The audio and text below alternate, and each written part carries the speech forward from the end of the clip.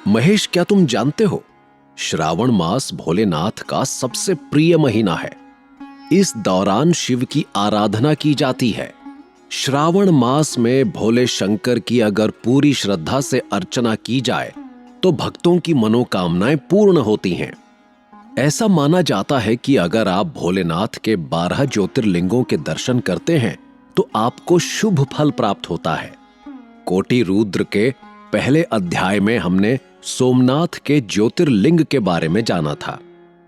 अब मैं तुम्हें दूसरे ज्योतिर्लिंग यानी मल्लिकार्जुन ज्योतिर्लिंग की कथा और महत्व बताता हूं। मल्लिकार्जुन ज्योतिर्लिंग भारतवर्ष में कहां स्थित है गुरुजी? ये ज्योतिर्लिंग आंध्र प्रदेश में स्थित है। कहा जाता है कि यहां महादेव मां पार्वती के साथ विराजते हैं और इसलिए यहां की धरती पावन है और स्वर्ग का अंश है। आज मैं तुम्हें दूसरे ज्योतिर्लिंग की पौराणिक कथा सुनाने जा रहा हूं।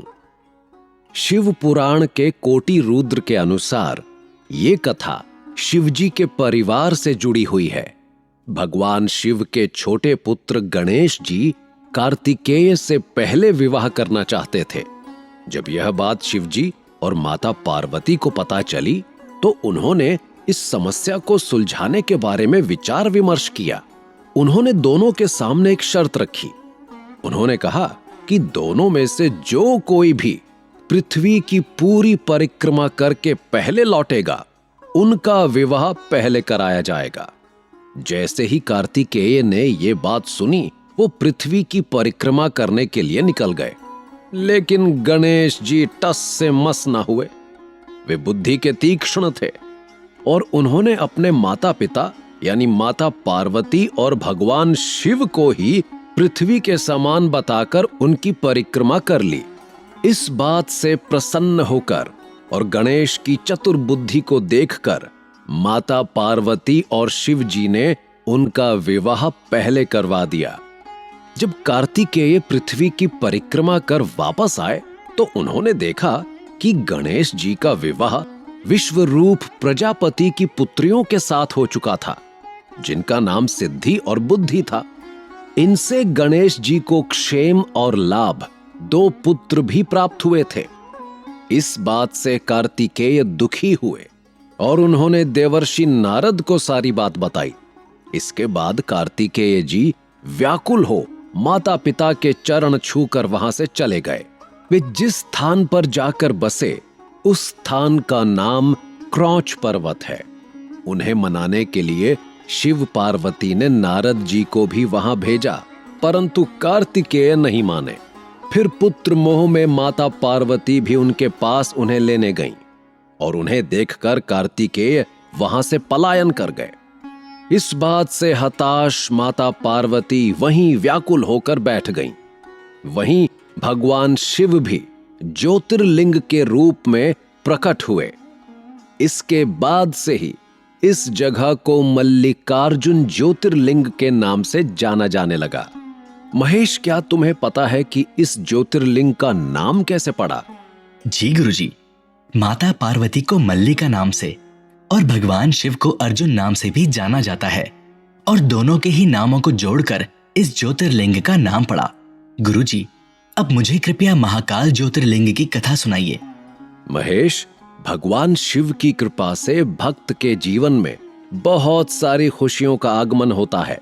देश भर में शिव के 12 ज्योतिर्लिंग हैं, जिन्हें श्रद्धा भाव से पूजा जाता है। इसमें से तीसरा ज्योतिर्लिंग महाकालेश्वर में है, जो मध्य प्रदेश के उज्जैन में स्थित है।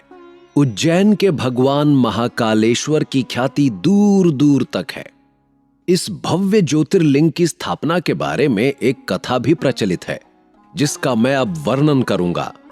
अवंती नाम से एक रमणीय नगरी थी, जो भगवान शिव को बहुत प्रिय थी। इसी नगर में एक ज्ञानी ब्राह्मण रहते थे, जो अति बुद्धिमान और कर्मकांडी ब्राह्मण थे। साथ ही वे शिव के परम भक्त भी थे।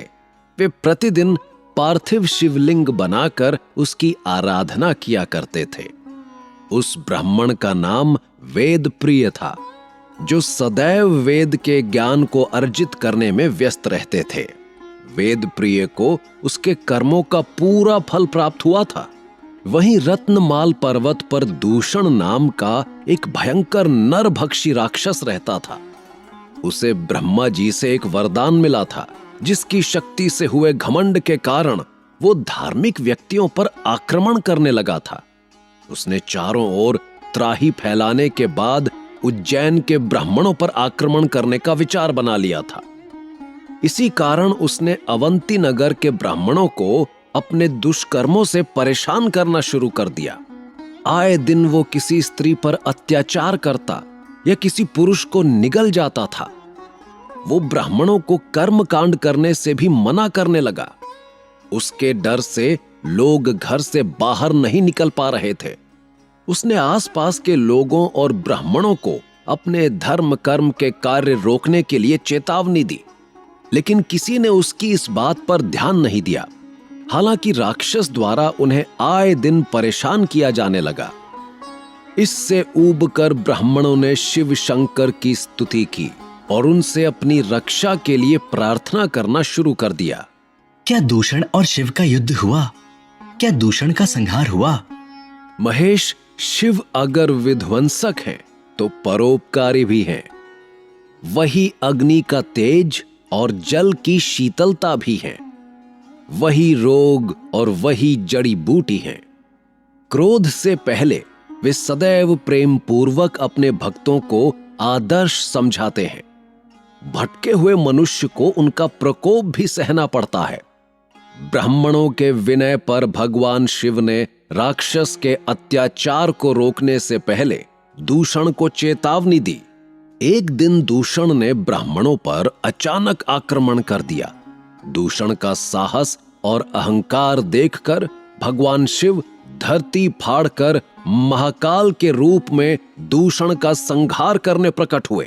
क्रोधित शिव ने अपनी एक हुंकार मात्र से ही दूषण राक्षस को भस्म कर दिया। इसके बाद उस इलाके में कभी किसी राक्षस का भय नहीं हुआ और शिव के आगमन से उज्जैन की धरती पावन हो गई। और शिव के आगमन से उज्जैनी की धरती पावन हो गई। ब्राह्मण और उज्जैनी के भक्तों के शिव से वहीं रहने के लिए विनम्रता और प्रेम पूर्वक आग्रह से अभिभूत होकर भगवान वहां विराजमान हो गए। इसी कारण इस स्थान का नाम महाकालेश्वर पड़ गया, जिसे आप महाकालेश्वर ज्योतिर्लिंग के नाम से जानते हैं। इस कथा से हमें शिव का अपने भक्तों के प्रति प्रेम, धर्म की सुरक्षा, उनके अवतार की लीला, बुरे का नाश, उनकी शक्ति और परोपकार का कितना सुंदर वर्णन मिलता है गुरुजी। अब कृपया आप मुझे ओंकार और भीमाशंकर ज्योतिर्लिंगों की कथा बताइए।